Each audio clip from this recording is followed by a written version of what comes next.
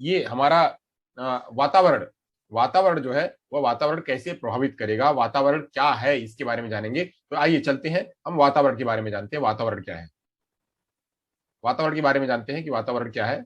वातावरण वातावरण का तात्पर्य व्यक्ति के आसपास के चारों तरफ उपस्थित परिस्थितियों से है। मतलब क्या, वातावरण क्या है कि हमारा जो वातावरण है, जो हमारा हमारा व्यक्ति है, हम जो है हमारे आसपास जितनी भी चीजें हैं, चाहे वह हमारा घर हो, चाहे हमारा परिवार हो, चाहे हमारा जो है पड़ोस हो, चाहे हमारा विद्यालय हो, हर जगह वो आसपास का जितना भी चीज है वो सब चीजें जो है वो वातावरण के तहत आती है। यानी क्या है, ये वातावरण ये पूरा इसके आसपास घूमने वाला हम ये है, हमारे केंद्र बिंदु के आसपास जितनी भी चीजें हैं वो सारी चीजें क्या कहलाती हैं, वह वातावरण कहलाती है। वेटिंग रूम में अगर कोई है तो उनको जरा आप लोग जोड़ते चलिए प्लीज, वेटिंग रूम वालों को जोड़ते चलिए, अगर वेटिंग रूम में वेट कर रहा है तो।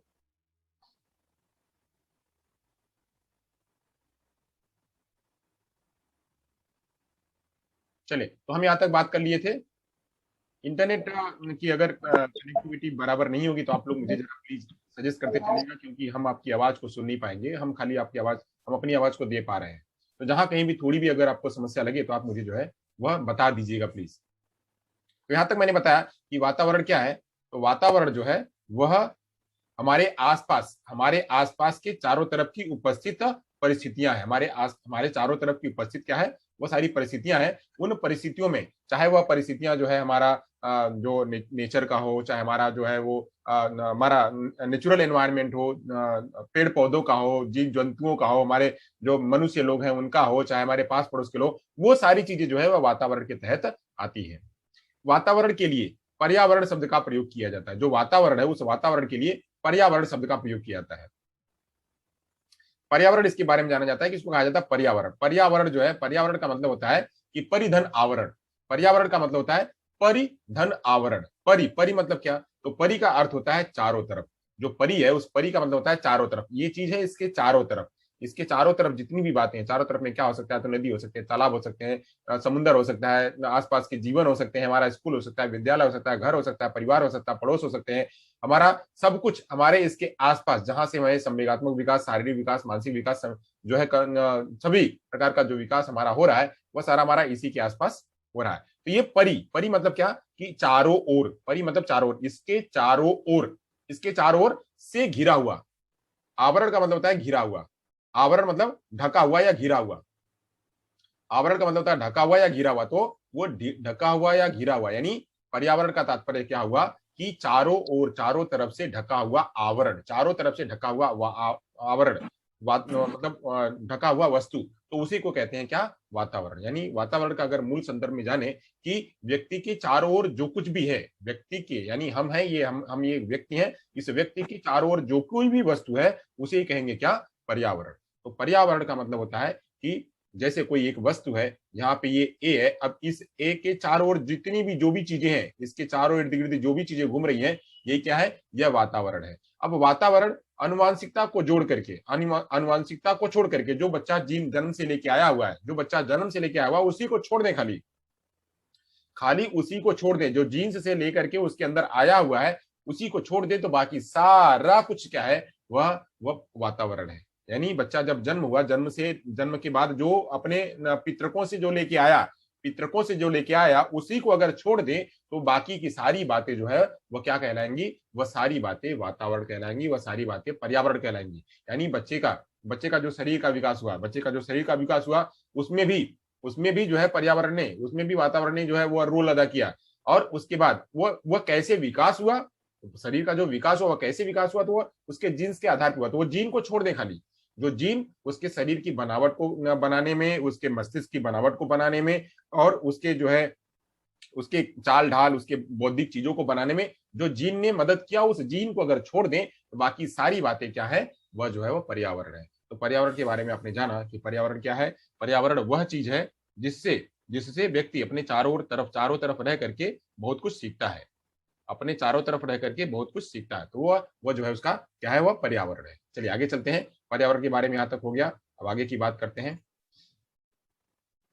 पर्यावरण पर्यावरण जो है मनोवैज्ञानिक दृष्टि से पर्यावरण के अंतर्गत, मनोवैज्ञानिक दृष्टि से क्या है, पर्यावरण के अंतर्गत वे सभी बातें आती हैं वे सभी बातें आ जाती हैं जो मानव के जीवन तथा उसके व्यवहार को प्रभावित करती हैं। यानी पर्यावरण क्या करती है, जो एनवायरमेंट है वह एनवायरमेंट क्या करती है, इसको इस तरह से समझिए, एनवायरमेंट को इसको इस तरह से समझिए कि एनवायरमेंट क्या करती है, यह एनवायरमेंट दो तरीके से जो है क्या करती है, प्रभावित करती है। मानव के जीवन, उसके यानी उसके जीवन के बारे में, जीवन को प्रभावित करती है, और किसको प्रभावित करती है, जीवन के साथ साथ में उसके व्यवहार को प्रभावित करती है। यानी जो वह है एनवायरमेंट है, वह एनवायरमेंट उसके उसके व्यवहार को, उसके जीवन को तो प्रभावित करती है, साथ साथ में उसके व्यवहार को भी प्रभावित करती है। तो याद रखिएगा। अब इसी में जो व्यवहारवादी लोग हैं, जो व्यवहारवादी लोग हैं, उन व्यवहारवादियों ने अपना अलग बताया कि व्यवहारवादी मनोवैज्ञानिक जो है वो यह कहते हैं कि वंशानुक्रम से अधिक महत्व वातावरण का है। यानी वो लोग कहते हैं कि वंशानुक्रम से अधिक किसका महत्व है, तो वंशानुक्रम से अधिक, यानी इसको जो है वो लेस मानते हैं, इसको जो है वो लेस मानते हैं वंशानुक्रम को, और जो वातावरण है, वातावरण को जो है वो ज्यादा मानते हैं, इसको मोर मानते हैं। तो लेस और मोर मानते हैं, जबकि बहुत सारे मनोवैज्ञानिक ऐसा कहते हैं कि हम वंशानुक्रम यानी मनुष्य के जीवन में बगैर वंशानुक्रम की कल्पना नहीं कर सकते हैं मनुष्य का जीवन, और बगैर वातावरण के भी कल्पना नहीं कर सकते हैं मनुष्य का जीवन। तो मनुष्य का जीवन इन दोनों के सहयोग से चलता है, इन दोनों के सहयोग से चलता है। तो ये दोनों पूरक भी माने जाते हैं, इनको कहते हैं पूरक। यानी वंशानुक्रम और वातावरण ये दोनों जो मनुष्य के जीवन के लिए पूरक माने जाते हैं, वो यानी एक दूसरे के प्रति, एक दूसरे से मिलकर के ही चलते हैं, वातावरण और वंशानुक्रम, इसलिए इनको पूरक भी कहा जाता है। तो जो जो व्यवहारवादी है, वो व्यवहारवादी जो है वह वातावरण को ज्यादा तवज्जो देते हैं। और वातावरण क्या है, वातावरण वही है जो मनुष्य के चारों तरफ से घिरा हुआ है, चाहे वह व्यवहार के रूप में, चाहे संज्ञान के रूप में, चाहे वातावरण के रूप में, चाहे उनके परिवार के रूप में, चाहे किसी रूप में, जो सब कुछ घिरा हुआ है वही जो है वह पर्यावरण है। तो पर्यावरण से क्या होता है, तो पर्यावरण से मानव का जीवन और जो है मानव का जीवन तथा उसका व्यवहार, ये दोनों जो होता है वही प्रभावित करती है पर्यावरण को। चलिए आगे चलते हैं, आगे की बात कर लेते हैं। आगे की बात कर लेंगे, तो आगे की बात में करेंगे, हम बात करेंगे जो है परिभाषा की, वातावरण की जो परिभाषा है उन परिभाषाओं की चर्चा करेंगे। परिभाषाओं को जो है हम एक एक करके जानेंगे, एक एक परिभाषा को चले जानते हैं कि परिभाषा क्या कहती है। तो परिभाषा क्या कह रही है, वातावरण, जो वातावरण शब्द है, यहाँ पे डगलस कहते हैं, डगलस और हॉलैंड के अनुसार कि वातावरण जो शब्द है, शब्द का प्रयोग उन समस्त बाह्य शक्तियों, यानी वह सभी बाहरी शक्तियां, कौन सी शक्तियां, बाहरी शक्तियां।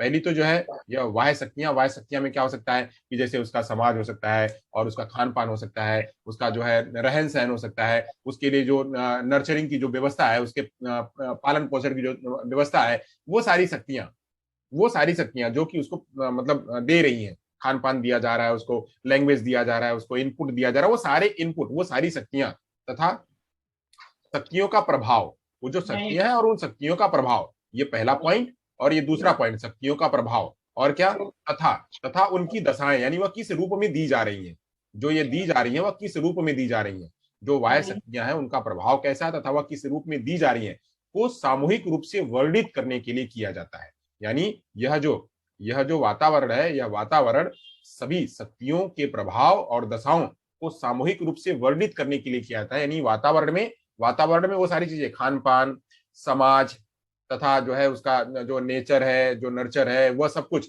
जितना भी जो कुछ उसको लैंग्वेज दिया जा रहा है, बच्चे को जो कुछ भी लैंग्वेज दिया जा रहा है, उसके वही जो है उसका आवरण, पूरा का पूरा चीज जो है वही वर्णित करता है वातावरण को। अब इसी वातावरण के जरिए व्यक्ति अपने जीवन को, स्वभाव को, व्यवहार को, बुद्धि को, विकास को परिपक्व बनाने में मदद करता है। यानी यही जो इसकी वाह्य शक्तियां होती हैं, तो उन्हीं वाह्य शक्तियों के जरिए जो जीवित प्राणी है वो अपने जीवन को, अपने स्वभाव को, अपने व्यवहार को, अपने वृद्धि विकास को परिपक्व करता है, यानी परिपक्व बनाने में उसको मदद करता है। तो ऐसे हम जो है वो दो शब्दों में अगर मतलब खाली छोटे से शब्दों में कह दें, तो जो पर्यावरण है वह क्या है, तो पर्यावरण है वह मनुष्य के जीवन को प्रभावित करने के लिए, मनुष्य के स्वभाव को प्रभावित करने के लिए, मनुष्य के व्यवहार को प्रभावित करने के लिए, मनुष्य की वृद्धि और विकास को प्रभावित करने के लिए, परिपक्व बनाने के लिए, उनसे वो जो बाहरी शक्तियां हैं उन्हीं का मिलन है। जो जितनी भी बाहरी शक्तियां हैं उन्हीं का क्या है, वह मिलन है। बाहरी शक्तियों के जरिए मनुष्य का जीवन, व्यवहार, वातावरण ये सब परिपक्व होता है। ओके, यहां तक समझ में आ गया। आगे चलते हैं, मैकाइवर जी क्या कहते हैं। मैकाइवर तथा पेज के अनुसार ये कहते हैं, स्वयं प्राणी और उसके जीवन का ढांचा, यानी जो प्राणी है, चाहे वो कोई भी प्राणी हो, चाहे वह मनुष्य हो, जीव हो, जंतु हो, कोई हो, तो वह प्राणी और उसके जीवन का ढांचा यानी वह शरीर उसका कैसा है, उसकी बनावट कैसी है, वह जीवन का ढांचा बीते हुए जीवन एवं अतीत वातावरण का फल है।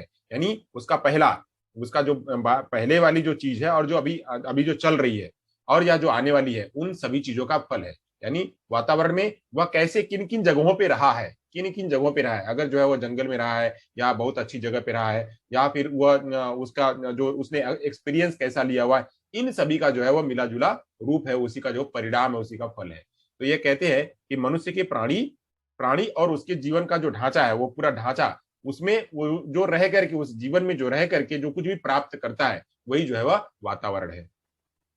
वातावरण जीवन के आरंभ से, यानी वातावरण क्या है, वातावरण कहां से प्रारंभ होता है, तो वातावरण जो है जीवन के आरंभ से और यहां तक कि उत्पादक कोषों में भी निहित होता है। यानी जो वातावरण है, वातावरण जो है वह जीवन का जब आरंभ होता है, ये मैकाइवर ही कहते हैं कि जीवन का जब आरंभ होता है, यानी बच्चा जब पैदा होता है, जब बच्चा पैदा होता है तब से लेकर के वह पूरा उसके मृत्यु तक चलता है। इवन ये भी कह रहे हैं कि उत्पादक कोष जो है, जो उत्पादक कोष जहां से वह निकलते हैं, उत्पादक कोष, उन उत्पादक कोषों में भी यह वातावरण निहित होता है। कैसे निहित होता है, उत्पादक कोषों में कैसे निहित होता है, तो अब जैसा वातावरण रहेगा वैसा ही जो वह जीव वह आगे बढ़ेगा। यानी माता के गर्भ में जब पहले दिन कॉन्सेप्शन होता है, पहले दिन जब कॉन्सेप्शन होता है, तो कॉन्सेप्शन होने में अगर माता का वातावरण, माता के अंदर जो गर्भाशय का जो वातावरण है, अगर वो अच्छा होगा, तो जो जीन है, जो कोष है, जो अंड है, जो निषेचित अंड है, वह आराम से जो है वह अपनी जीवन की चर्या वह आरंभ कर लेगा। यानी जीवन का जब आरंभ होता है, वह निषेचित कोष जो है, अंडकोष में भी इसका जो है प्रभाव देखने को मिलता है। तो यहां तक आपने समझ लिया कि वातावरण जो है वह जीवन के आरंभ से ही जो है चालू हो जाता है। इवन उसका जो उत्पादक कोष है, उत्पादक कोष में भी यह निहित होता है। चलिए, यहां तक समझ में आ गया, तो आगे चलते हैं, आगे की बात करते हैं। आगे में क्या कहा जा रहा है, आगे की दो परिभाषाएं और उनको जान लेते हैं। हाँ, एक और परिभाषा है बोरिंग लेगफील्ड तथा वेल्ड के अनुसार। बोरिंग लेग वेल्ड क्या कहते हैं कि जो जीन्स होते हैं, जीन के अलावा जीन के अलावा जो जीन्स होते हैं, इन जीन के अलावा बाकी के जितनी भी चीजें हैं, खाली जीन को छोड़ दी जाए, पैतृक के को छोड़ दिया जाए, तो बाकी सारी वस्तुएं जो भी जीवन को प्रभावित करती हैं, वो सारे कुछ क्या है, वातावरण है।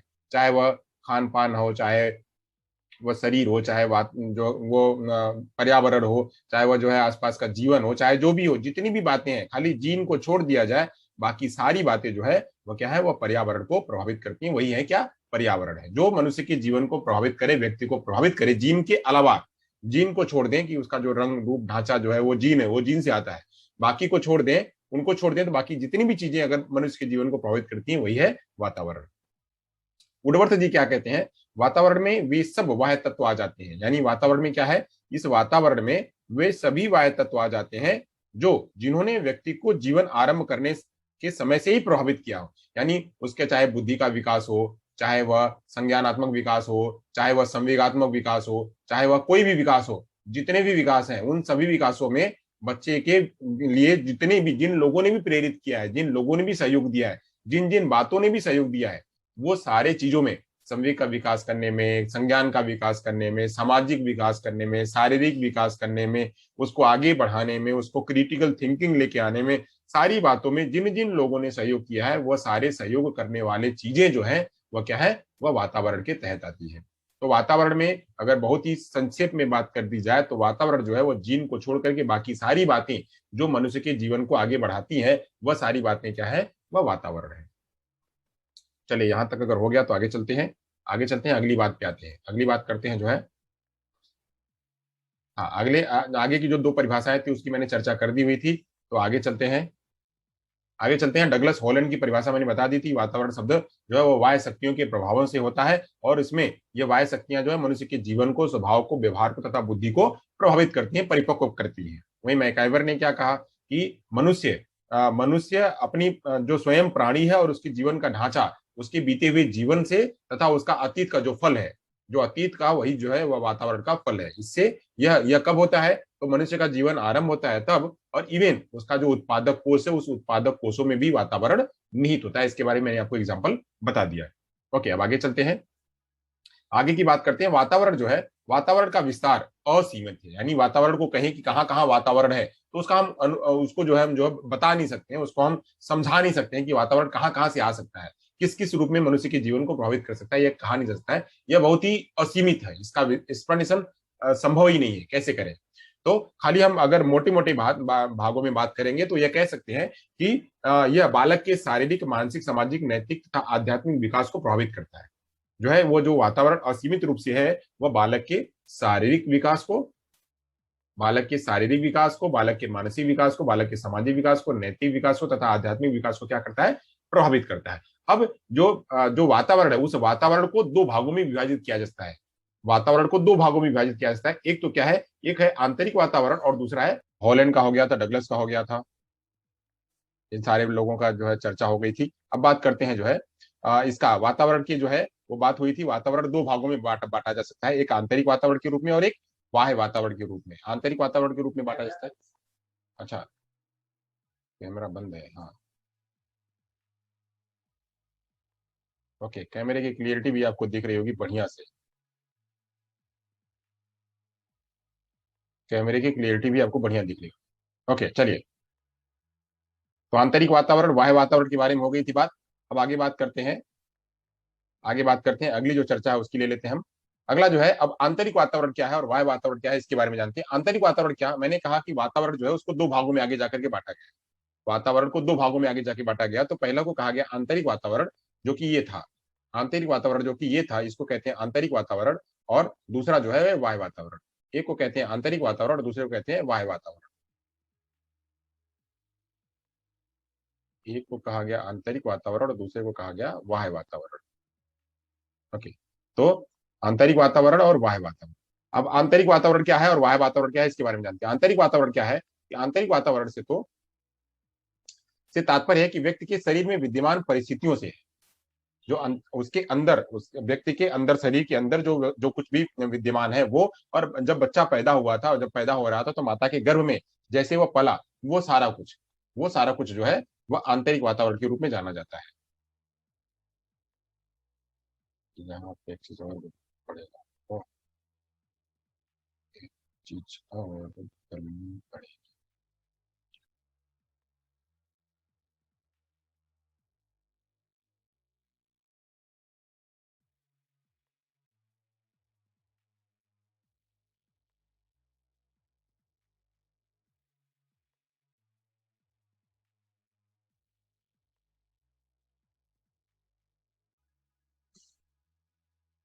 ओके। ओके, चलिए, अब ऑल इज वेल, अब हो गया। अब वाह्य वातावरण की बात करते हैं। तो वाह्य वातावरण क्या है, वाह्य वातावरण से तात्पर्य है घर, परिवार, समाज में उपलब्ध परिस्थितियों से होता है। यानी उसके घर पे उसका कैसा वातावरण मिला है, उसके परिवार में उसका वातावरण कैसा मिला, उसके समाज में कैसा वातावरण मिला है, इन सभी चीजों में उसके लिए भाषा का, उसके लिए जो है नर्चर का, नेचर का, खान पान का, इन सब सारी बातों का जो है, जो चीज होती है, जो बच्चे के अंदर के अलावा जो बाहर से जो मिली हुई है, उसको सब कहते हैं बाह्य वातावरण। अब बाह्य वातावरण जो है, बाह्य वातावरण को भौतिकी वातावरण, बाह्य वातावरण को क्या क्या कहते हैं, तो बाह्य वातावरण को ही भौतिकी वातावरण कहते हैं, उसी को ही सामाजिक वातावरण कहते हैं, उसी को ही आर्थिक वातावरण कहते हैं, उसी को ही सांस्कृतिक वातावरण के रूप में भी जानते हैं। यानी बाह्य वातावरण को किस रूप में जानते हैं, तो बाह्य वातावरण को भौतिक वातावरण के रूप में, सामाजिक वातावरण के रूप में, आर्थिक वातावरण के रूप में और सांस्कृतिक वातावरण के रूप में भी जानते हैं। अब भौतिक वातावरण क्या है, इसको थोड़ा सा समझ लेते हैं। भौतिक वातावरण का मतलब क्या है, कि जो खान पान के हिसाब से जो उसका शरीर का डिलडोल जो बढ़ रहा है, उसको जो जो चीज, जो सुविधाएं जो भौतिक के रूप में मिल रही है, जो विजिबल है, जो जिसको देख सकते हैं। भौतिक मतलब जो विजिबल है, जिसको हम देख सकते हैं, वो सारे भौतिक वातावरण हो गए। कि बच्चे को जो है खान पान दिया जा रहा है और बच्चे को एक्सरसाइज करवाई जा रही है, ये सब चीजें जो है भौतिक वातावरण है। उसको जो है वो व्यवस्थाएं दी जा रही हैं, और उसको सब देखने को सब चीजें मिल रही है, वो सब भौतिक वातावरण है। वहीं सामाजिक वातावरण में क्या हो गया, कि बच्चा किन किन जगहों के साथ में अटैच हो रहा है। यानी वह विद्यालय के साथ में अटैच हो रहा है, वह किसी परिवार के साथ में अटैच हो रहा है, वह घर के पड़ोस के आसपास पड़ोसियों से अटैच हो रहा है, तो वहां से जो बच्चे का जो है सामाजिक विकास हो रहा है, वह जो है वो कहलाएगा सामाजिक वातावरण। वहीं आर्थिक वातावरण क्या होगा, कि बच्चे का रुपया पैसा, मतलब उसके घर पे सोशियो इकोनॉमिकल एनवायरमेंट, बच्चे का जो सामाजिक और आर्थिक जो चीजें हैं, कि अगर बच्चा जो है उसके मम्मी पापा पढ़े लिखे होंगे तो बच्चे को सब सारी बातें मिलेंगी। बच्चे के मम्मी के पापा के पास पैसा अगर होगा तो अच्छी तरह से उसका खान पान होगा और उसको कपड़े वगैरह मिलेंगे, उसको अच्छा स्कूल मिलेगा, उसको ट्यूशन मिलेगी, तो उसका विकास क्या होगा, अच्छा होगा। वहीं सांस्कृतिक वातावरण में जैसा उसका कल्चर होगा, जैसा उसका खान पान होगा, रहन सहन होगा, उठन बैठन होगा, यह सब सांस्कृतिक वातावरण के आधार पर भी बच्चे का जो है विकास होता है। लोग कहते हैं कि बहुत अच्छे कल्चर में रहने पर, यानी बहुत रिच फैमिली में और बहुत उनका जो है अच्छा कल्चर है, तो उस अच्छे कल्चर में रहने पर बच्चे का जो है विकास अच्छा होता है। इन सारी बातों का भी जो है ध्यान दिया जाता है। वहीं वंशानुक्रम के अलावा कुछ वातावरण, वंशानुक्रम के अलावा जो भी कुछ है वह सारा कुछ क्या है, वातावरण। यहाँ पे एक बात कही जा रही है कि वंशानुक्रम के अलावा अलावा सभी कुछ क्या है, वंशानुक्रम के अलावा सभी कुछ वातावरण होता है। यानी वंशानुक्रम को ही खाली अगर छोड़ दें, इसको छोड़ दें, इसकी बात कर दें, जीन को छोड़ दें, तो बाकी सारी चीजें जो है वह वातावरण के तहत आती है। चलिए यहां तक हो गया, आगे चलते हैं। अब यहाँ से शायद ही कोई इशू अगर आए तो आए, बाकी कोई इशू आने वाला नहीं है क्योंकि सारी इशू रिजॉल्व हो चुकी हैं। अब आगे चलते हैं, अगली बात करते हैं। अगली बात जो है उनको ले लेते हैं। अगली बात में जो है बात की जा रही है कुछ विद्वान जो है वातावरण को जन्म पूर्व, अभी तक हमने क्या समझा था, अभी तक हमने समझा हुआ था वातावरण को आंतरिक रूप में, वातावरण को जो है एक आंतरिक रूप में और एक बाह्य रूप में जानते हैं, यानी उसका अंदर का जो है वो और जो बाहर का है वो सारा वातावरण है। बट वहीं कुछ विद्वान जो है और मानते हैं, विद्वान जो है वो और क्या कहते हैं, वो कहते हैं एक जन्म पूर्व वातावरण होता है और एक जन्म के पश्चात वातावरण होता है। उसको दो भागों में बांटा है। पहले तो दो भागों में बांटा कि जो है आंतरिक और बाह्य, और बाद में जो है उसको बांटा गया कि इसको जन्म पूर्व कहा गया और एक जन्म के पश्चात कहा गया। वातावरण को ही एक जन्म के पूर्व कहा गया और एक जन्म के पश्चात कहा गया। अब जन्म पूर्व क्या कहा गया, तो जन्म पूर्व में से तात्पर्य गर्भाशय की परिस्थितियों से है।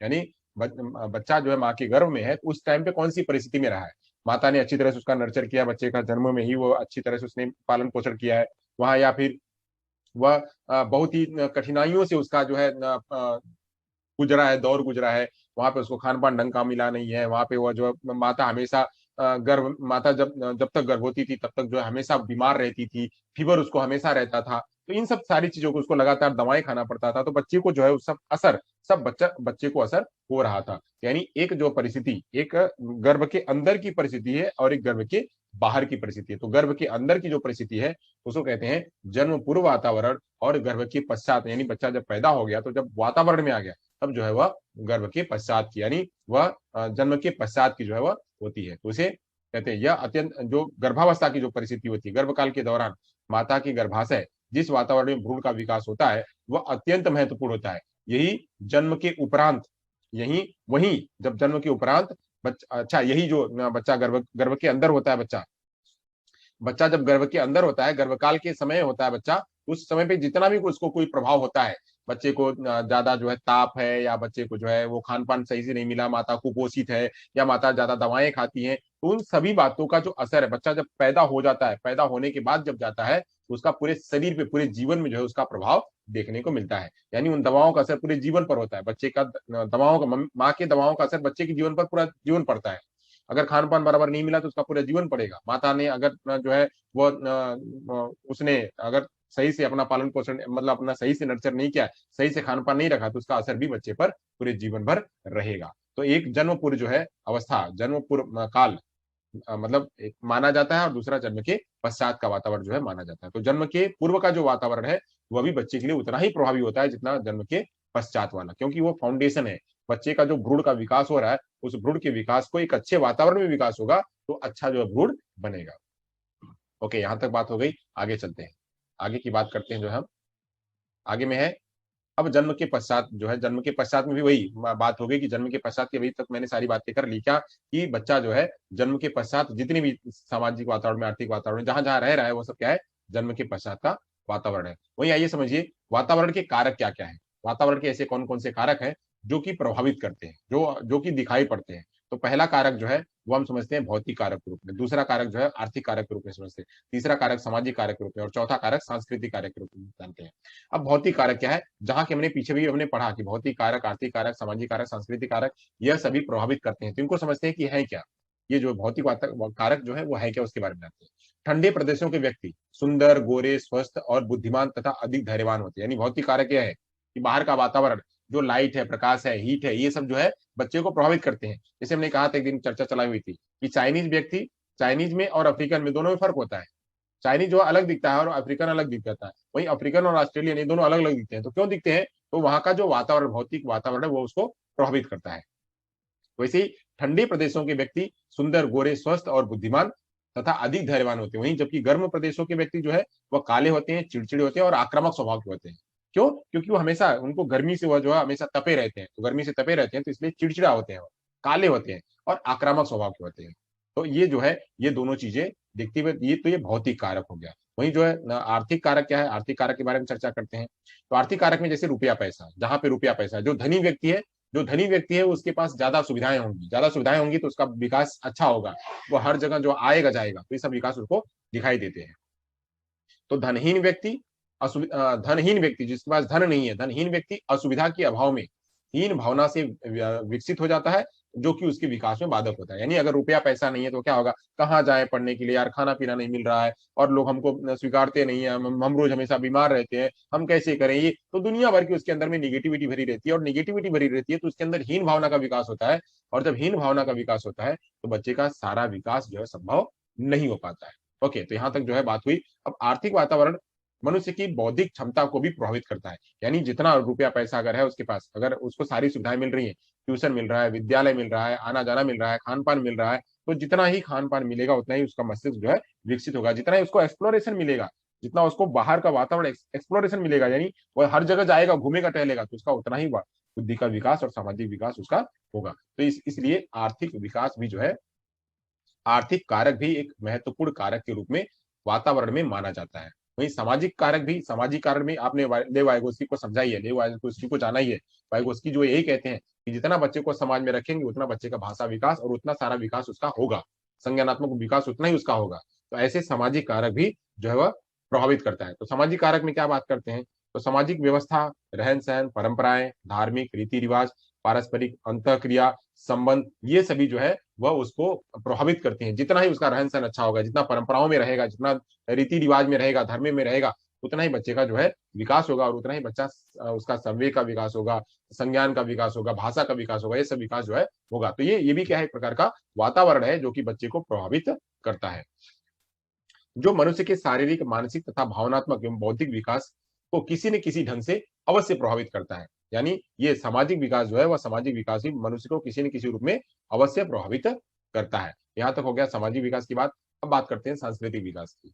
जिन सांस्कृतिक संस्कृतियों में वैज्ञानिक दृष्टिकोण समाहित है, यानी ऐसी संस्कृति जिसमें वैज्ञानिक दृष्टिकोण है, यानी जो लोग समझते हैं कि इसको इस तरह से लेके जाना चाहिए, उनका विकास तो ठीक ढंग से होता है।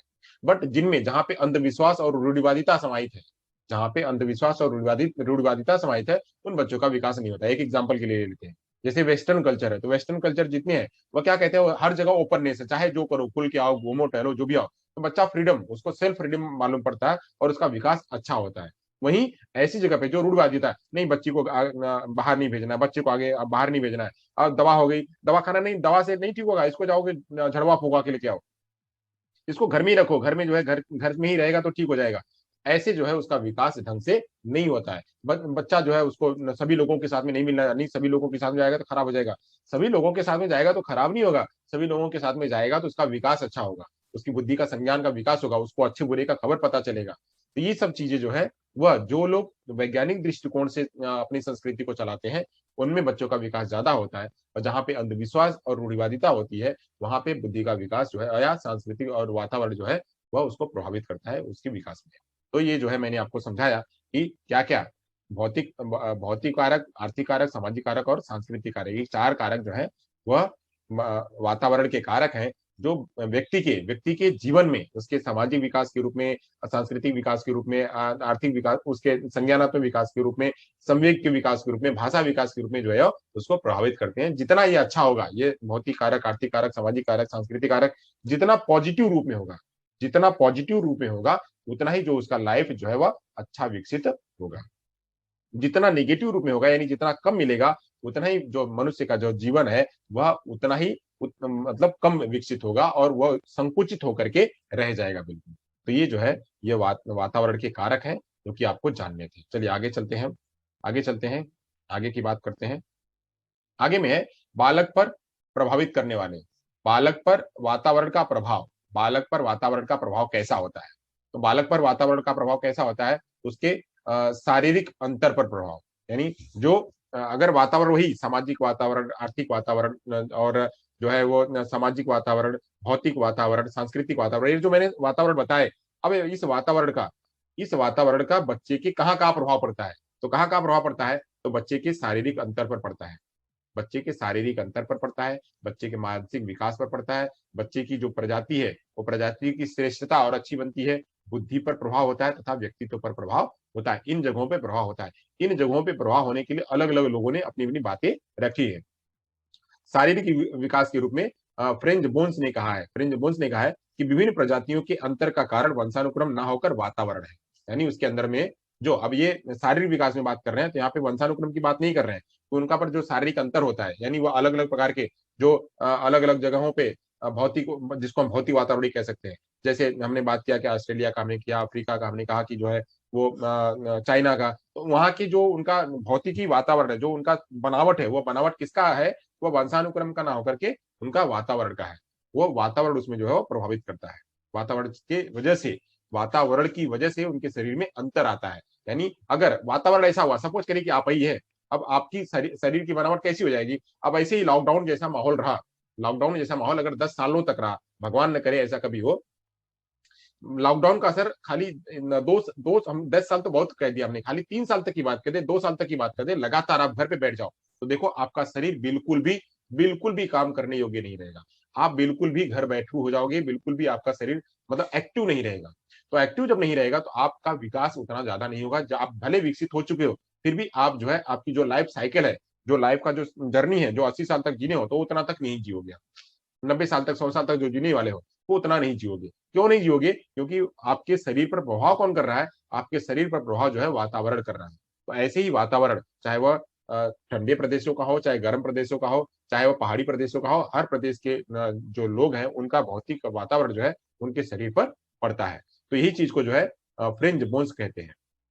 मानसिक विकास के लिए कहते हैं जो गार्डन है वो कहते हैं कि उचित सामाजिक व सांस्कृतिक वातावरण ना मिलने पर मानसिक विकास की गति जो है वो धीमी पड़ जाती है। अगर बच्चे को अच्छा खान-पान ना मिला, सामाजिक वातावरण नहीं मिला, तो बच्चे का जो मानसिक विकास है वह क्या होता है, वो धीमा पड़ जाता है, यानी उसको एक्सप्लोरेशन नहीं मिलता है, वो खुल नहीं पाता, सारे गेटवे वो खुल नहीं पाते हैं। जब सारे गेटवे नहीं खुल पाएँगे तो क्या होगा, उसका विकास वहाँ पर दिखाई पड़ेगा। वहीं बात करते हैं जो है प्रजाति की श्रेष्ठता पर। तो क्लार्क कहते हैं कि कुछ प्रजातियों की बौद्धिक श्रेष्ठता का कारण वंशानुक्रम ना होकर वातावरण भी होता है। यानी कुछ प्रजातियां ऐसी होती हैं जो कि ऐसे वातावरण में रह जाती हैं। अब यहाँ पे कुछ की बात कर रहा है, ध्यान करिएगा, यहाँ पे खाली कुछ की बात कर रहा है, सभी की बात नहीं कर रहा है। खाली कुछ प्रजातियों की बात कर रहा है, तो यह कुछ प्रजातियां हैं जो कि जिस पर उनके बौद्धिक श्रेष्ठता का असर जो है वातावरण पर होता है। यानी वातावरण भी बौद्धिक श्रेष्ठता को प्रभावित करती है। तो यहाँ पे हम ये कहें कि जो है आनुवांशिक ज्यादा श्रेष्ठ है या वातावरण श्रेष्ठ है, तो आनुवांशिक और वातावरण दोनों क्या है, एक दूसरे के पूरक हैं। बिना आनुवांशिकता के जो है बिना जो वंशानुक्रम के जो वातावरण है वह नहीं जा पाती है, और जो वातावरण है उसके बिना वंशानुक्रम नहीं जा पाता है। इन दोनों में लड़ाई तो होती है, बट ये दोनों एक दूसरे के क्या है, वो पूरक है। तो आगे चलते हैं, बुद्धि पर प्रभाव कैसे होता है? तो कैंडल के अनुसार कहते हैं बुद्धि के विकास में वंशानुक्रम की अपेक्षा वातावरण का प्रभाव कहीं अधिक पड़ता है। यानी अगर बच्चे को ज्यादा ज्यादा वातावरण दे दिया गया तो बच्चे का जो संज्ञान है वह बढ़ेगा। तो वातावरण वही इसीलिए कहते हैं, जितने भी व्यवहारवादी हैं वह इसीलिए कहते हैं कि आप हमें चाहे कौन सा ही बच्चा दे दो, हम उसको वैसा बना सकते हैं। तो ऐसे वंशानुक्रम भी कहती है, वंशानुक्रम के बहुत सारे एग्जाम्पल मैं आगे लूंगा, तो जिससे ये पता चलेगा कि वंशानुक्रम भी उसका भी प्रभाव पड़ता है, जबकि उससे ज्यादा जो है वह वातावरण का जो भी प्रभाव पड़ता है बुद्धि के विकास में। वही व्यक्तित्व के ऊपर प्रभाव करे तो व्यक्तित्व के प्रभाव में तो वातावरण का प्रभाव पड़ता ही है। व्यक्तित्व के निर्माण में वंशानुक्रम की अपेक्षा वातावरण का अधिक प्रभाव पड़ता है। ये बात जो है वो बिल्कुल परफेक्ट है कि वातावरण का प्रभाव व्यक्तित्व के विकास में ज्यादा पड़ता है। वही कि बच्चा पैदा तो हो गया, बच्चा पैदा हो गया, उसको जिस वातावरण में लेके जाएंगे वैसा बन जाएगा। जैसे डॉक्टर बनना है, इंजीनियर बनना है, और जो है वह डाकू बनना है, डकैत बनना है, आतंकवादी बनना है, या फिर किसी नर्स बनना है, जो भी बनना है आपको, पुलिस बनना है, सिपाही बनना है, जो भी बनना है, आप जो है जैसे बनोगे वैसी आपकी पर्सनैलिटी विकसित होगी। जैसा आपको वातावरण मिलेगा वैसा आपकी पर्सनैलिटी विकसित होगी। कोई कहता था कि साधु बन जाएंगे, साधु जैसे आपका व्यक्तित्व होगा, या आपके मम्मी पापा साधु नहीं थे, आप कैसे साधु बन गए? तो ऐसे साधु बनना कैसे, साधु व्यक्ति बना कैसे? तो साधु जो है वो वातावरण ने उसको साधु बना दिया। मुनि उसको वातावरण ने बना दिया, उसके मम्मी पापा मुनि नहीं थे, वो मुनि जो है अपने वातावरण को रख करके बन गया। तो ऐसे जो है वातावरण का प्रभाव शारीरिक रूप में, मानसिक रूप में, प्रजाति के रूप में, बुद्धि के रूप में और व्यक्तित्व के रूप में जो है अलग अलग रूपों में पड़ता है। चलिए यहां तक समझ में आ गया, अब आगे चलते हैं, आगे की बात करते हैं। आगे है वंशानुक्रमवादियों द्वारा किए गए कुछ प्रयोगों को समझ लेते हैं कि कौन कौन से लोगों ने जो है प्रयोग किया है। यहां तक जो है वंशानुक्रम मैंने आपको समझा दिया, अब कुछ प्रयोग समझ लेते हैं। अब वंशानुक्रमवादियों द्वारा, यानी अब यहाँ पे खाली अभी अभी मैं हेरिडिटी की बात कर रहा हूँ। मैं किसकी बात कर रहा हूँ? मैं हेरिडिटी की बात कर रहा हूँ, यानी हेरिडिटी को के लिए, हेरिडिटी को प्रयोग करने के लिए, यानी हेरिडिटी पहले हम समझ लेंगे तो वंशानुक्रम को जो वातावरण उसको समझ लेंगे। पहले हेरिडिटी पे प्रयोग हुए उनको समझ लेते हैं कि हेरिडिटी पर कौन कौन से प्रयोग हुए हैं और क्यों ये मानते हैं कि हेरिडिटी का प्रभाव जो है व्यक्ति के जीवन में पड़ता है। तो उसको समझ लेते हैं पहले, हेरिडिटी के प्रभाव। चलिए उसको समझते हैं। हेरिडिटी का प्रभाव पहला देखते हैं। कई सारे लोग हैं उसका प्रयोग करने वाले, तो उसमें पहला वाला समझ लेते हैं। पहले पहला कैसे है? पहला है कि एफ एन फ्रीमैन ने एक प्रयोग किया। एफ एन फ्रीमैन के प्रयोग के में कुछ जुड़वा बच्चों, यानी उन्होंने क्या किया, कुछ जुड़वा बच्चों को ले लिया। उन्होंने कुछ जुड़वा बच्चों को लिया, उन जुड़वा बच्चों पर उन्होंने अध्ययन करना स्टार्ट किया। जुड़वा बच्चे, पेयर, पेयर, कुछ पेयर, जुड़वा बच्चे जो ट्विंस, कुछ ट्विंस को लिया उन्होंने। पेयर ना लेकर के यहाँ पे ट्विंस लिखते हैं। कुछ ट्विंस को लिया, कुछ ट्विंस को लिया। उन ट्विंस को, ट्विंस में कौन कौन से थे? तो ट्विंस में सगे भाई बहन थे। कुछ जुड़वा बच्चे लिए उन्होंने, मैंने पहला तो उन्होंने कुछ जुड़वा बच्चे लिए एक एक कंडीशन में। दूसरी कंडीशन में कुछ सगे भाई बहन लिए, सगे भाई बहन, सहोदर, सगे भाई बहन लिए दूसरी कंडीशन में। तीसरी कंडीशन में कुछ अन्य रिश्तेदार लिए, अन्य रिश्तेदारों के भाई बहन, जैसे चचेरे भाई बहन। तो चचेरे भाई बहनों को लिया, चचेरे भाई बहनों को लिया और लेकर के उन पर जो है अध्ययन किया, एक प्रयोग किया। प्रयोग में उन्होंने उन प्रयोग करने के बाद उनकी एक बुद्धि परीक्षा ली। मतलब पहले उनको सब कुछ पढ़ा लिखा दिया और बाद उनका बुद्धि परीक्षा लिया। उन्हीं सभी जो जोड़े थे उन सभी को जो है बुद्धि परीक्षा लेकर उनके अंकों के आधार पर सहसंबंध गुणांक निकाला। यानी सबसे पहले जो है वह एक एक इनको लिया, फिर इनको लिया, सगे भाई बहनों को लिया, फिर कुछ अन्य कजिन्स को लिया। अब इनमें दो लोगों को लिया, इनमें दो लोग जो जुड़वा बच्चे थे, दो जुड़वा बच्चों को लिया, जो मैंने पीछे बताया हुआ था। एक आइडेंटिकल को और दूसरा फ्रेटर्नल को, दो दो जुड़वा बच्चों को लिया। इसमें दो, यहाँ पे ये तीन और ये चार, चार लोगों को जो है, चार लोगों का ग्रुप उसने बनाया और ग्रुप बना करके उनको कुछ पढ़ाया और फिर उसी के हिसाब से फिर उनका बुद्धि का परीक्षण किया। अब बुद्धि का परीक्षण किया, बुद्धि का परीक्षण करने के बाद उसका सहसंबंध गुणांक निकाला। उनका क्या निकाला? सहसंबंध गुणांक, यानी कोएफिशिएंट, कोएफिशिएंट वैल्यू निकाला उनका, कोएफिशिएंट वैल्यू निकाला। अब कोएफिशिएंट वैल्यू निकालने के बाद पता क्या, कोएफिशिएंट वैल्यू जो है बहुत ही वैज्ञानिक वैल्यू है, इसके आधार पे सही रिजल्ट निकलता है। तो निकालने के बाद उन्होंने क्या देखा, देखा कि जो ट्विंस है, आइडेंटिकल ट्विंस, आइडेंटिकल ट्विंस मतलब क्या समझिएगा, ध्यान करिएगा, मैंने पीछे बताया हुआ था। आइडेंटिकल ट्विंस में क्या है, एक ही अंडकोश, एक अंडकोश से, अब जब एक ये फीमेल का है और ये मेल का है, फीमेल का और मेल का बनने के बाद जो ये जाइगोट बना, ये जाइगोट जो है वह जाइगोट दो जगहों पे जाकर के बट गया। यही जाइगोट सेम इनसे निकला हुआ, इन्हीं से निकला हुआ जाइगोट जो है दो भागों में बट गया, दो भागों में बट गया। तो ये दो भागों में एक ही प्रकार के ट्विंस पैदा हुए, आइडेंटिकल ट्विंस। यह लड़का भी हो सकते हैं और यह लड़की भी हो सकती है, दोनों, लड़का लड़की, ये या तो लड़का होंगे या तो लड़की होंगे। अगर अगर वाई का मिलन होगा तो लड़का होगा, अगर एक्स का होगा तो लड़की होगा। ये दोनों लड़की भी हो सकते हैं, दोनों लड़का भी हो सकते हैं। तो ऐसे आइडेंटिकल ट्विन, आइडेंटिकल ट्विन पर उन्होंने प्रयोग किया। तो प्रयोग किया तो देखा कि उसका जो स्कोर था, जो इसका स्कोर था 90% था, यानी एक जैसा ही देखने को मिला। यानी जो जो एक ने किया वही दूसरे ने भी किया। यहाँ पे देखा गया, यहाँ पे देखा गया कि जो दो बच्चों को लिया था ना, दो जुड़वा को, एक ए और एक बी, दो जुड़वा थे। तो जुड़वा में देखा कि जो ट्विंस है, ट्विंस में बहुत ज्यादा समानता मिली, 90% की समानता मिली उन ट्विंस वालों में, जो आइडेंटिकल ट्विंस थे। वहीं जो फ्रेटर्नल ट्विंस थे उसमें देखा कि 60 था। क्यों क्यों था? क्योंकि अब ये फ्रेटर्नल क्या है, यहाँ पे दो अंडकोश थे, फ्रेटर्नल दो अंडकोश से निकल करके दो अंडे बने, दो जो है दो जाइगोट बन गया। तो दो जाइगोट बन गया तो इसके जीन्स जो है वो अलग तरीके से आए और इसके जीन्स अलग तरीके से आए। तो जो इसका स्कोर है वो थोड़ा कम मिला, 60 का मिला, 60 का मिला, यानी ये भी ज्यादा ही है, 60 के ऊपर है, ज्यादा है। तो इसमें भी जो है ज्यादा मिला। तो स्कोर जो बुद्धि लब्धि का जो स्कोर है, यह इसमें 90 का मिला, इसमें 60 का मिला। और वहीं देखा कि जो सगे भाई बहन है, एक ही मम्मी पापा के दो बच्चे हैं, मम्मी पापा के दो बच्चे हैं, सगे भाई बहन, सगे भाई बहनों का जो स्कोर है वो 50 है। वहीं चचेरे भाई बहनों का जब देखा तो चचेरे भाई बहनों का देखा तो 25 एक ही बुद्धि लब्धि में देखा तो चचेरे भाई बहन का जो स्कोर है वो अलग निकला, और वहीं जो एक ही माँ बाप के जो बच्चे हैं उनका इतना निकला। तो निकला, तो इस दृष्टिकोण से उन्होंने क्या स्पष्टीकरण क्या निकाला, फ्रीमैन ने स्पष्ट किया कि वंशानुक्रम की दृष्टि से जो सबसे अधिक निकट होते हैं, यानी जो सबसे अधिक, ये सबसे अधिक निकट थे, जो सबसे अधिक निकट होते हैं उनका बुद्धि का स्तर सबसे अधिक देखने को मिलता है। यहाँ पे ये लोग दूर दूर के थे, यहाँ पे ये दूर दूर के थे, तो दूर दूर के थे तो इनका जो है वह बुद्धि लब्धि वो अलग निकला। यानी यहाँ पे अगर बात करें तो ये सबसे ज्यादा उच्च शिखर पे है, उसके बाद ये उससे कम है, और ये उससे कम है। और अगर तीनों की बात करें तो एक ही माँ बाप के यह है तो इनका 50% का स्कोर देखने को मिला। वहीं जो दूसरे माँ बाप के बच्चे हैं तो उनके में जो है स्कोर जो है अलग देखने को मिला, 25% का देखने को मिला। तो इस तरह से वह कहते हैं, फ्रीमैन ने कहा कि जो जीन का जो महत्व है, जो जीन का महत्व है वह ज्यादा है, बुद्धि लब्धि पर ज्यादा पड़ता है जीन का महत्व, यानी उसकी आनुवंशिकता का असर जो है उनके बुद्धि लब्धि पर ज्यादा पड़ता है। यह इनका जो निचोड़ है, जो निचोड़ कहने का मतलब, फ्रीमैन का कहने का मतलब ये था कि निकट वाले जो बच्चे होते हैं, निकट वाले बच्चों में बुद्धि लब्धि ज्यादा होती है और उनमें समानता देखने को मिलती है, एक जैसी देखने को मिलती है। ये था पहला वाला प्रयोग फ्रीमैन में आनुवंशिकता को लेकर के। चलिए दूसरा प्रयोग देखते हैं, दूसरे प्रयोग में क्या बात हो रही है। दूसरे प्रयोग को तीन तीन रूपों में कहा गया। दूसरा प्रयोग जो किया गया है वह ए, बी और सी रूपों में कहा गया, तीन रूपों में गया है। तो पहली वाला जो रूप है उसकी बात करते हैं। एक कैलिका, एक कैलिका जो है परिवार, इसमें बात करी गई है कि विशेष परिवारों पर यह अध्ययन किया गया था, वहां तो बुद्धि पर प्रयोग किया गया था, जो पहले वाले में बुद्धि पर प्रयोग किया गया, यह जो है यहाँ एक विशेष परिवार पर प्रयोग किया गया, तीन अलग अलग परिवारों पर प्रयोग किया गया।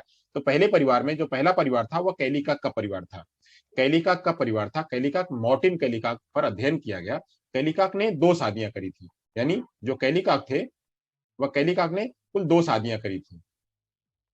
कैलिका ने ये कैलिका है के, और इन्होंने के ने 2 शादियां करी, 2 शादियां करी, एक ए के साथ में विवाह किया और एक बी के साथ में विवाह किया। तो ए वाली जो थी, जो ए पत्नी थी, ए पत्नी यानी ए वाली पत्नी, इसको ये वाली पत्नी क्या थी, वह बुद्धिमान नहीं थी, यानी जो पहली वाली पत्नी थी वह मंद बुद्धि की थी और चरित्रहीन थी। जो ए पत्नी थी, पत्नी नंबर ए वाली, और ये बी, ए वाली जो थी वह मंद बुद्धि थी और चरित्रहीन थी।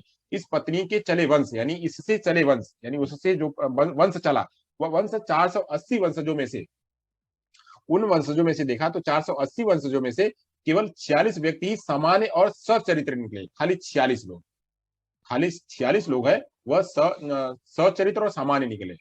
वहीं बाकी के जो लोग थे, बाकी लोग कैसे निकले, तो यह चरित्रहीन थी, मंदबुद्धि थी, चरित्रहीन और मंदबुद्धिता का कारण, चरित्रहीन और मंदबुद्धिता का जो असर है वह उसके वंशजों में भी गया, वंशजों में गया। तो बाकी लोग कैसे निकले, कोई वैश्या निकला, तो कोई वैश्य गामी वैश्य प्रवृत्ति का निकला, तो कोई शराबी निकला, तो कोई मंद बुद्धि का निकला, तो कोई रोगी निकला, तो कोई कामी निकला, यानी वह काम काम भावना में ज्यादा प्रवृत्ति होने वाला, तो कोई अपराधी निकला, तो कोई अवैध संतान के रूप में पाए गए। तो ये सब चीजें जो है, यह सारी बातें निगेटिविटी की हैं।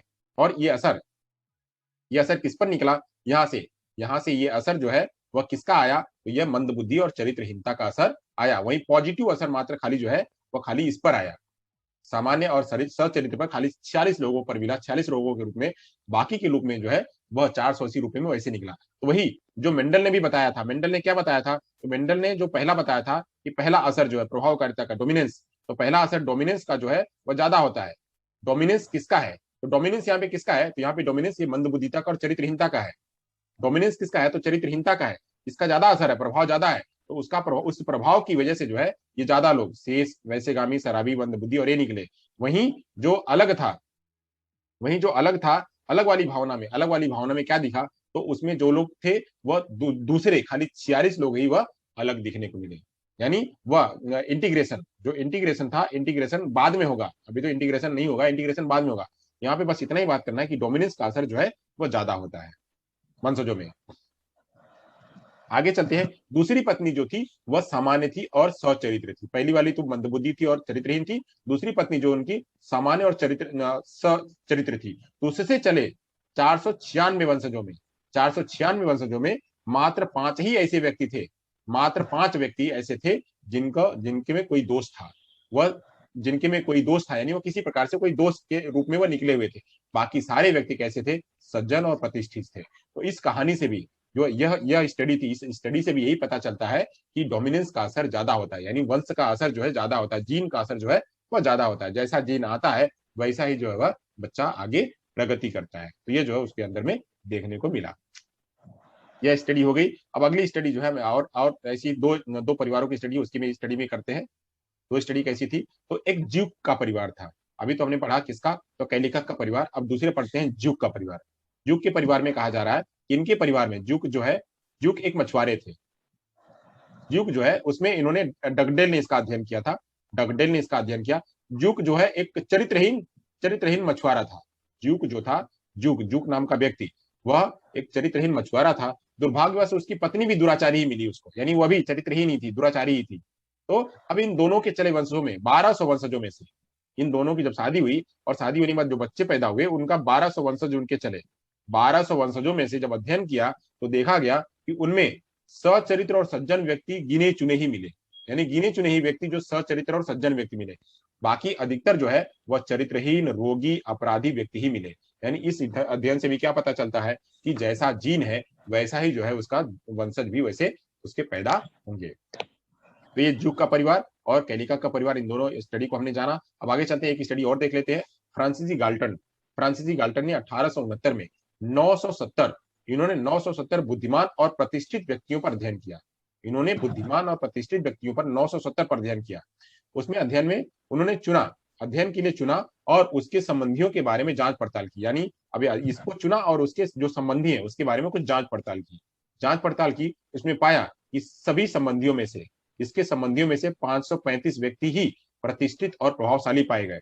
और तुलनात्मक अध्ययन के लिए उसने दूसरी बार 977 977 व्यक्तियों को चुना जिसमें उसके संबंधियों के बारे में अध्ययन किया और खोज की। तो इससे पता चला कि केवल 4 व्यक्ति ऐसे मिले जो बुद्धिमान और प्रतिष्ठित थे। यानी इसका असर जो 535 है, 535 के जो सगे संबंधी थे, जो उससे निकले हुए थे, जो उस जीन से निकले हुए थे, उसमें ज्यादा लोग जो है वो प्रतिष्ठित थे।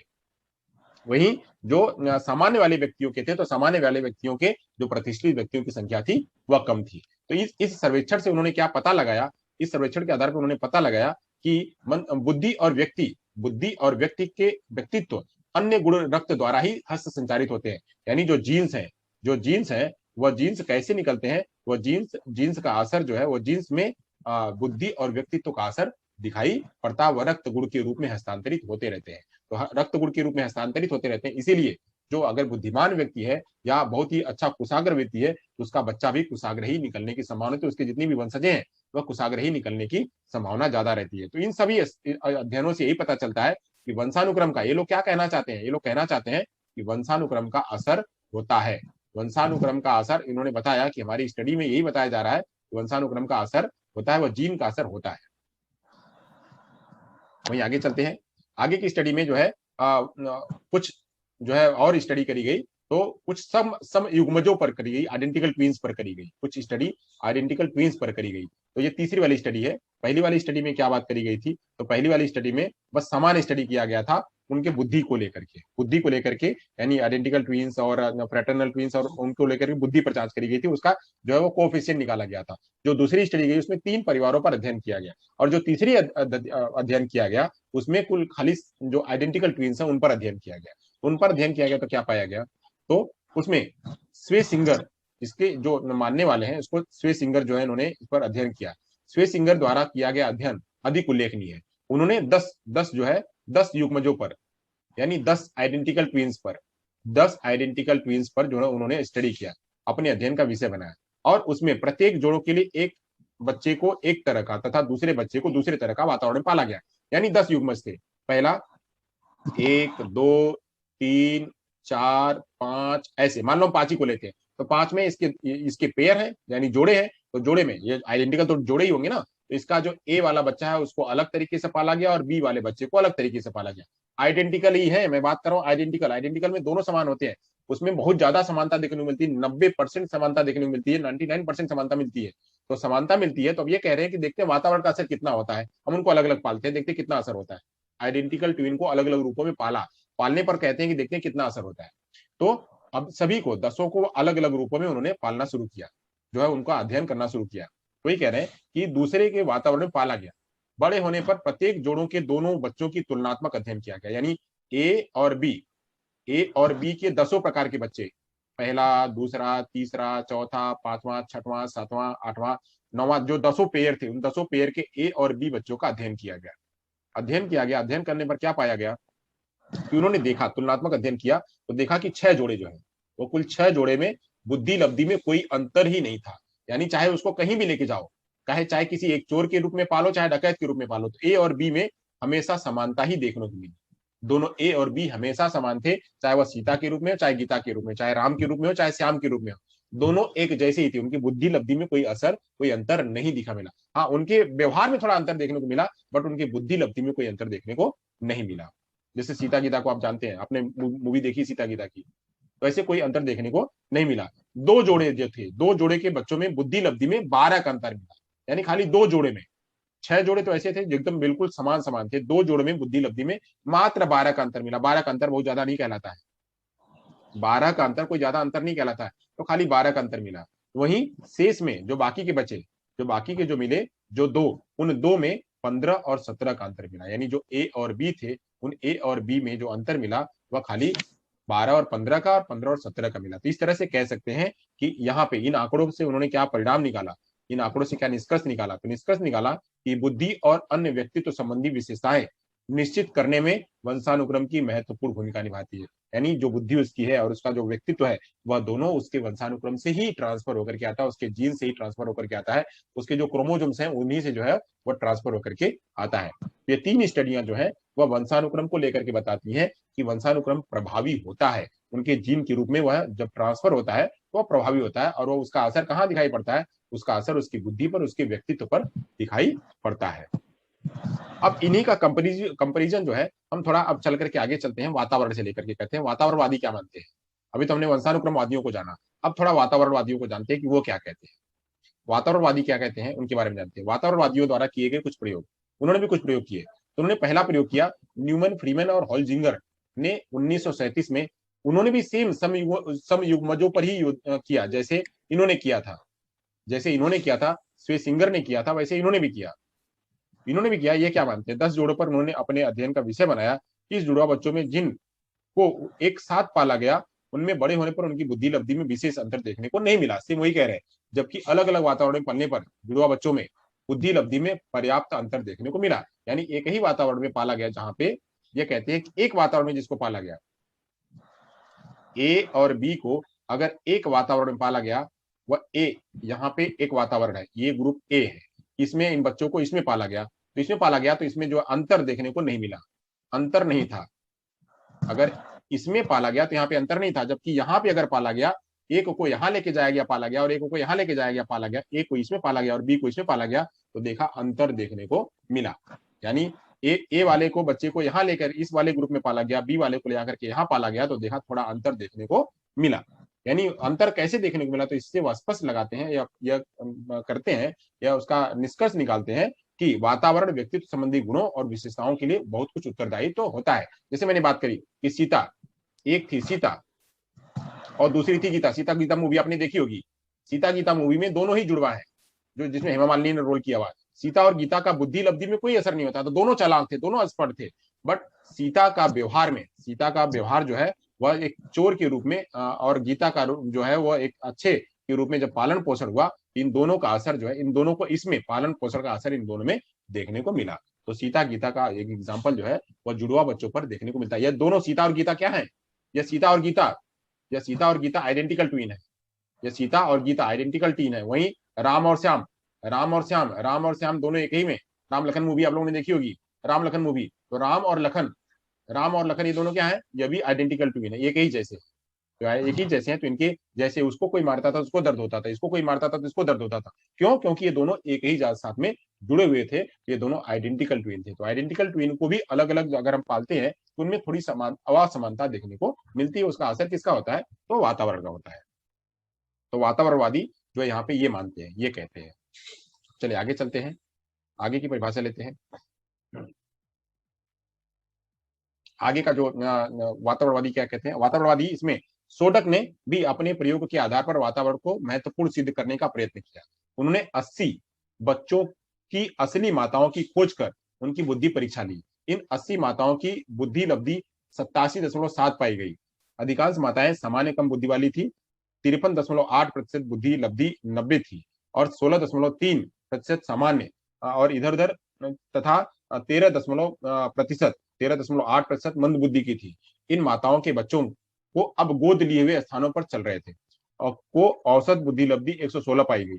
अगर केवल वंशानुक्रम को ही बुद्धि के लिए उत्तरदायी ठहराया जाए तो इन बच्चों की बुद्धि लब्धि सामान्य से इतनी अच्छी नहीं पाई जा सकती थी। अतः अध्ययन के द्वारा बुद्धि और व्यक्तित्व के अन्य गुणों के विकास में भी वातावरण की महत्ता देखने को मिली। हम कह रहे हैं कि एक ही जगह पे ये जो स्टडी है, इस स्टडी में कहा गया 80 माताओं पर अध्ययन किया गया।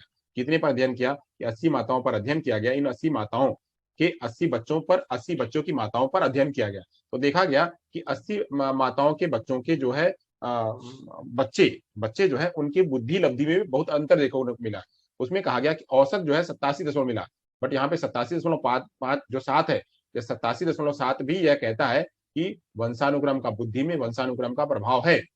वंशानुक्रम का प्रभाव है, बुद्धि में वंशानुक्रम का प्रभाव है। तो वहीं दूसरी तरफ क्या कह रहे हैं कि कुछ अधिकांश माताएं कम बुद्धि वाली थी, उसमें कुछ मतलब बाकी अधिकांश मतलब माताएं कम बुद्धि वाली थी, तो उनसे जो बच्चे थे उन बच्चों में भी जो है अलग अलग प्रकार का वेरिएशन देखने को मिला। इस पूरी स्टडी में यह जो स्टडी है, यह स्टडी भी यही कहती है कि वंशानुक्रम का भी असर होता है, साथ साथ में जो है वातावरण का भी असर होता है। वातावरण जैसा बच्चे को ढाला जाएगा वैसा बच्चे में विकास होगा। चलिए आगे चलते हैं, आगे की कहानी लेते हैं। आगे में कुछ और वातावरण का जो और अच्छा असर है वो यहाँ आपको देखने को मिलेगा। यहाँ इसमें एक जो है अगली स्टडी करी गई, जंगलों में भेड़ियों द्वारा पाले गए कुछ बच्चों के जीवन इतिहास के माध्यम से व्यक्तित्व के विकास और वातावरण की भूमिका को समझने में सहायता मिलती है। एक ऐसा बच्चा रामू था जिसे भेड़िया बालक कहा जाता था, यानी वह बच्चा वह पाला कहाँ गया था? तो भेड़ियों के बीच में पाला गया था, उसे भेड़िया बालक कहा जाता था। जब वह बहुत छोटा था तब मादा भेड़िए ने उसे उठा लिया था, मादा भेड़िया उसको उठा ले गए थे और उन्हीं के बीच रह करके वो बड़ा हुआ। भेड़ियों की तरह वह हाथ पांव चलाता था, बोलने के नाम पर उन्हीं तरह गुर्राता था, खाने पीने और अन्य आदतों में भी भेड़ी जैसा ही बन गया था। इसी तरह की बात अमला और कमला के साथ घटित हुई। उन्हें 1720 में बंगाल के जंगलों में भेड़ियों की माद में पकड़ा गया। इस समय इन लड़कियों की आयु उनके लापता होने के हिसाब से क्रमशः 2 से 9 वर्ष की थी। जब वो लापता हुए तो 2 से 9 वर्ष के थे, तब लापता हुए थे। इनका चलना, बोलना, आदतें, स्वभाव भेड़ियों जैसा था। इन दोनों को अस्पताल में लाकर सुधारने का बहुत प्रयास किया गया। छोटी अमला कुछ समय बाद मर गई। बड़ी के साथ प्रयत्न किए जाते रहे, कुछ सफलता भी मिली, परंतु उचित वातावरण और प्रशिक्षण के प्रभाव से मनुष्यों की तरह चलना और शब्दों का उच्चारण करना वह सीखी। यानी सीखी क्या? तो पहले यहाँ पे तो इस कहानी से क्या सीख मिलती है, यह जो घटना है या यह जो इतिहास है, इस इतिहास से, इस केस स्टडी से क्या सीख क्या मिलती है? मतलब इससे क्या हमको पता चलता है? जिससे पता ये चलता है कि अगर जैसा वातावरण होगा, वातावरण जैसा होगा, एनवायरमेंट जैसा होगा, बच्चा जो है वैसा ही पल जाएगा। तो भेड़िए के बीच में जाकर के बच्चा भेड़िया जैसा होगा। अगर जानवरों के बीच में बच्चा जाएगा तो जानवरों जैसा जो है उसका असर होगा। और वहीं अगर उसमें से जानवरों से निकाल करके कुछ समय के बाद अगर निकाल करके उसको वापस से दूसरे माहौल में लेके जाया जाए, तो दूसरे माहौल के अनुसार भी वह ढल जाएगा। तो बच्चे का असर जो है, बच्चा जैसे जिस वातावरण में रहता है उस वातावरण में उसका वैसा असर हो जाता है। तो ये जो है इस स्टडी से पता चलता है कि भेड़ियों के बीच में रह करके बच्चा जो है भेड़ियों जैसा खान पान, रहन सहन, उठना बैठना, उनकी जैसा बोलना गुर्राना, ये सब सारी बातें वह वैसा सीख लेता है। तो ये सारी बातें देखने को मिलती है। बट बुद्धि और व्यक्तित्व के विकास में आज भी लोग जो मनोवैज्ञानिक जो है वह यही मानते हैं कि जो अनुवांशिकता का असर जो है उस पर ज्यादा होता है, जो वातावरण का असर जो है वहां पर बुद्धि और विकास में नहीं होता। मेच्योरिटी लाने के लिए जो है वातावरण का प्रभाव होता है। तो यहाँ तक मैंने जो है आपके सामने ये स्टडियां आपके सामने मैंने प्रस्तुत करी, वातावरण का और अनुवांशिकता का और वातावरण का जो है मैंने आपके सामने कुछ स्टडी प्रेषित करी, जिससे आपके मन में जो डाउट्स होगा वो बहुत हद तक क्लियर हो गया होगा इन स्टडी के तहत। अब यहाँ से जो है आज का